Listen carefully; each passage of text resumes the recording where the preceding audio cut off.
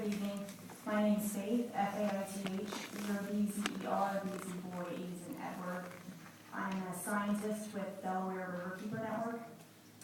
And I thank everybody for coming out today to talk so eloquently about so many things.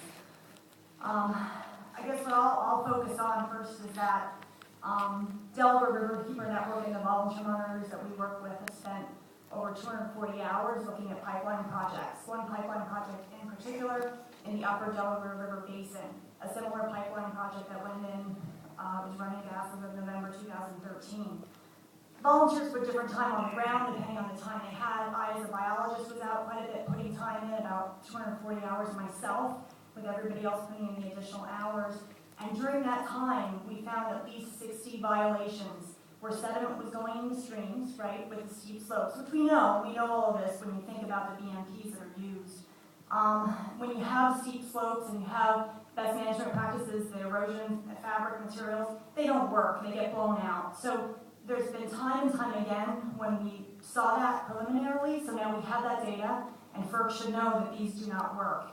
In the meantime, with those 60 instances that we found, one conservation district in particular found over 45 instances of problems, right? Sediment, pollution to streams, violations of the Clean Streams Law to the point where that pipeline company, for one small segment of that pipeline, again, I believe it was, I don't want to misquote, but I think it was about a 13-mile stretch of pipeline, they were given penalties of $800,000 because of all the civil penalties.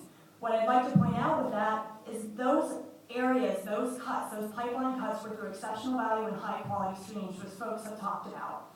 We know that for PennEast, according to just some quick basics that we were working on, this pipeline could cut through 88 waterways, of which many of them are exceptional value or high quality, 44 wetlands, and 30 parks, and 33 easements. Those are just the pipeline cuts in the Delaware River watershed. This pipeline goes other places as well. So, again, time and time again, we've been out, we've seen the damage from the pipeline company. It doesn't mean the welders aren't doing their job necessarily, but there are extreme damage that's done to these streams and to these water bodies. The other thing, as far as fragmentation that I want to talk about, each mile of pipeline right-of-way comes with it 12 to 24 acres of land development. Some temporary, but much is very much permanent.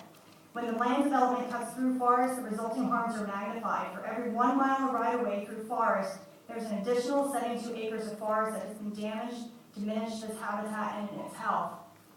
Thank you.